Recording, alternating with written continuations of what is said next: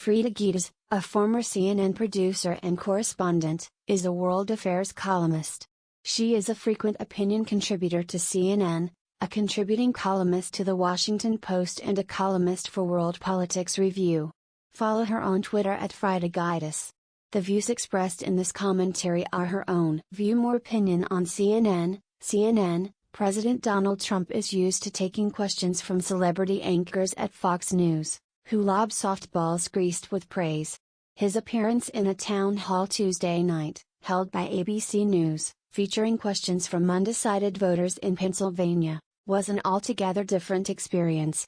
Faced with demands for answers, Trump resorted to his standard lies about what he has done and what his rival, Democratic candidate Joe Biden, would do as president.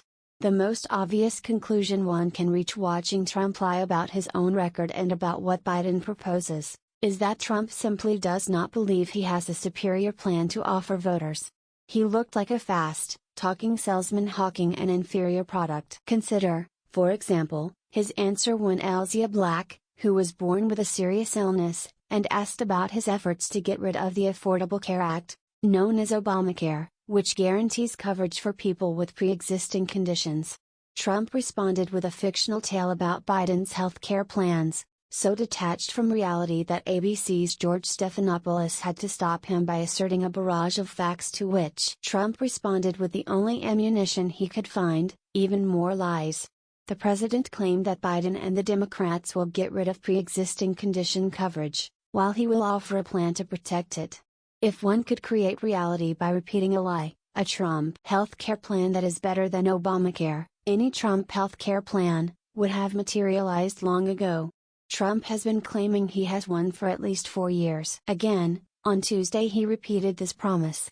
In reality, the Trump administration is asking the Supreme Court to get rid of Obamacare and has offered nothing in its place. It is the Democrats who created a plan that made health care accessible for most, if not all, Americans. Trump lied about Biden imposing socialized medicine. Biden has run since the primaries in open opposition to Medicare for all. The president claimed Biden will bring an economic depression, the likes of which we have never seen in this country, even though it is under Trump's administration that the country is in the worst downturn since the Great Depression. He reiterated his claim that the economy will surge in a super V-shaped recovery. Many economists are skeptical of that rosy projection. Trump also falsely claimed Biden wants to raise everybody's taxes.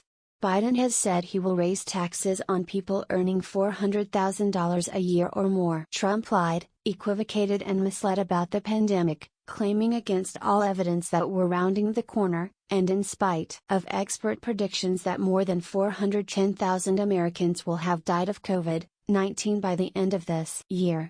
He said the virus will go away without a vaccine, but faster with one.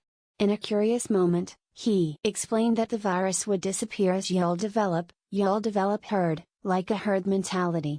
Perhaps he was thinking about herd immunity, but it's unclear. When asked about why he downplayed the coronavirus, he claimed that he upplayed it, even though his months-long denial is thoroughly documented. He again congratulated himself, claiming he did a great job handling the pandemic. Oddly, he expounded about the virus to a woman who said her mother died of cancer and was asking about his plans to expand immigration. When asked about his refusal to issue a nationwide mask order, he harmfully repeated that there are a lot of people think that masks are not good. And then, making a bizarre statement about Democrats, he said, they said at the Democrat convention they're going to do a national mandate, they never did it. To lies and misrepresentations, Trump added a heavy dose of denial. Smacked with a series of questions about racism and allegations of excessive use of force by some police, particularly against African Americans, Trump appeared to be aiming not to gain the support of the people asking the questions, but at keeping the backing of his already enlisted white nationalist fans. He rejected any claim that the country has a problem with racism, and when asked what common-sense police reforms he could support, he offered perhaps the most startling response of the night. Almost all police officers are good, he explained, but they are afraid that if they do something slightly wrong, their life is ruined. Trump's proposal amid the attention rightly being given to police killings. Give police more power. We have to give the police back that strength that they had a short while ago and that they have in Republican cities, he said. This was not the performance of a candidate who believes he offers better policies than his rival. Instead, it was the work of a salesman who thinks he can out-talk the crowd, and make them buy something different from what they thought they wanted.